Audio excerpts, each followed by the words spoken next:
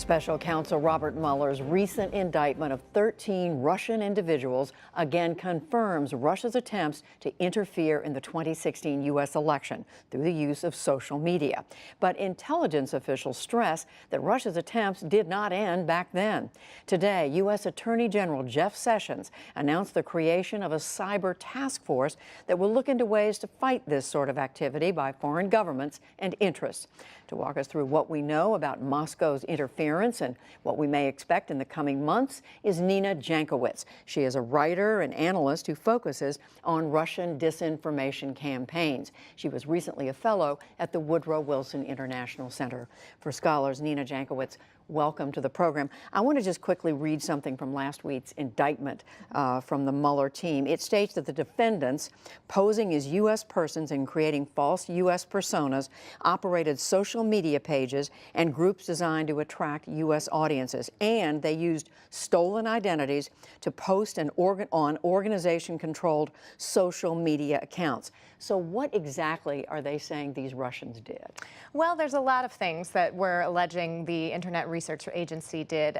The main thing is that they posed as American citizens to amplify and spread content that is divisive in our society in order to, in some cases, pump up the Trump campaign, break down the Clinton campaign, or deflect the vote, suppress voter turnout, especially among minority groups, in order to create more chaos within our political system. And how technically did they do that? How did they carry this out? So Facebook calls these false amplifiers. They're not precisely bot accounts because bots are kind of computationally controlled accounts. Remind us what bots are. Right. A bot is, there can be millions of them at a time, usually hundreds of thousands of them. It's an account that may look like a real person, but often tweets or posts more frequently than a real person would tweet, and it's controlled by a computer program.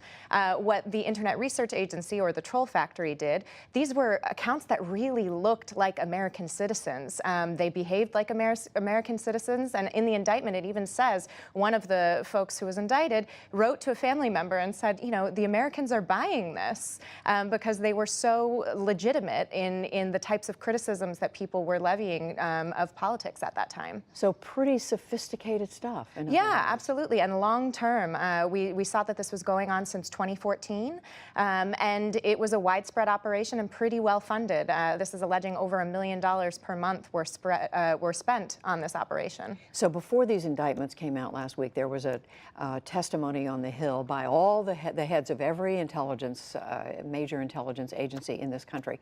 They all said to a person that these kinds of efforts by the Russians are continuing now, and there is concern that they're going to affect this year's midterm elections. What are they doing now? Are they doing the same things that the Mueller team identified? Have they changed their MO in any way?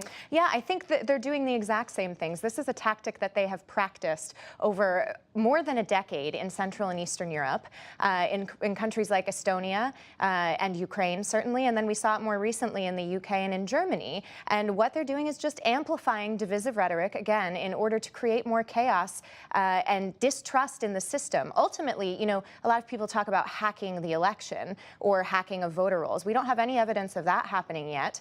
But what I'm most worried about going into the 2018 midterms is that suppression, voter turnout will be suppressed because people are going to be distrusting the system, distrusting that their vote matters. And that's the most dangerous thing and the most difficult thing to reverse. And I saw a wire story today that Italy is now another country that is concerned about Russian interference absolutely. In its elections. So, you know, we hear about what the Russians want to do is sow discord and division.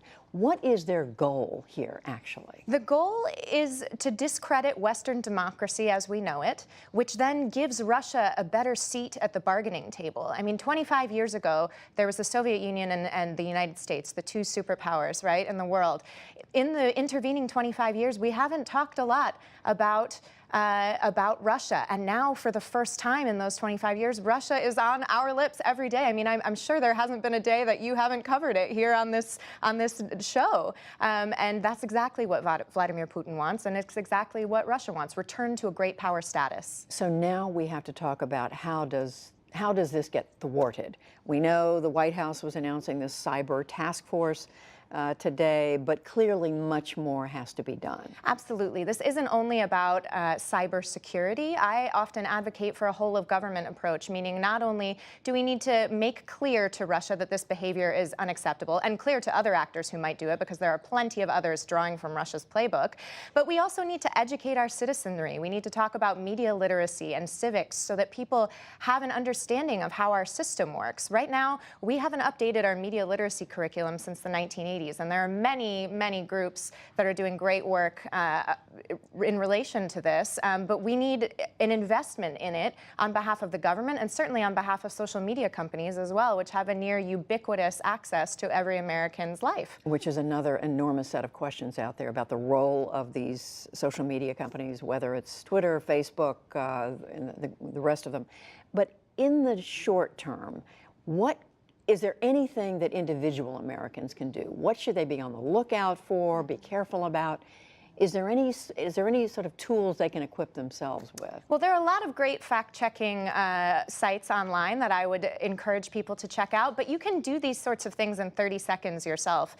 If something seems spurious or unlikely to you, do a quick search for a quote and see if it comes up anywhere else online. And just be very, very wary. You know, they're very clever about the types of impersonations they do. There was a Guardian site that was faked that used a Turkish I instead of an English I in its web address. Look for things like that. And then most of all, just talk to people of different backgrounds. Get into discussions, civil discussions, break your filter bubble. That's the best thing that we can do to return to civil discourse and protect our democracy in this country. A lot of common sense. Absolutely. Nina Jankowicz, thank you very much. Thank you for having me.